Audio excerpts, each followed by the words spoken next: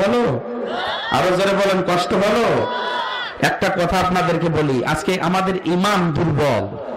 ঈমানটা দুর্বলের কারণে আজকে আমাদেরকে কোরআনের মাহফিল ভালো লাগে না, আজকে তাফসীর মাহফিল ভালো লাগে না, আজকে মসজিদ ভালো লাগে না, মাদ্রাসা আজকে ভালো লাগে না, ভালো কাজ আমাদেরকে ভালো লাগে না। কথা বলেন ঠিক কি না?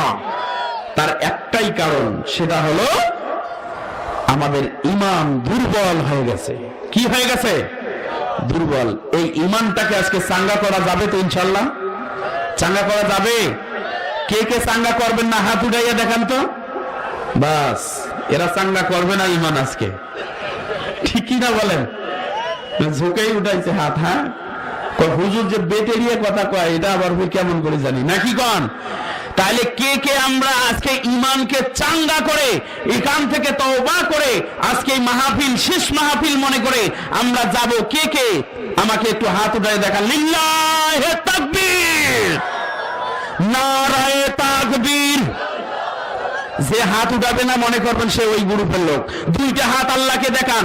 আল্লাহ এমন ভিডিও করবে, এই ভিডিওর মেমোরি কখনো নষ্ট হবে না।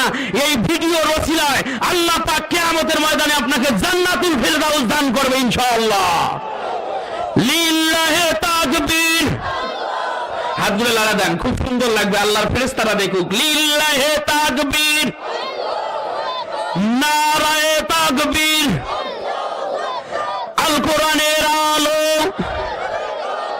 আল হাদিসের আলো,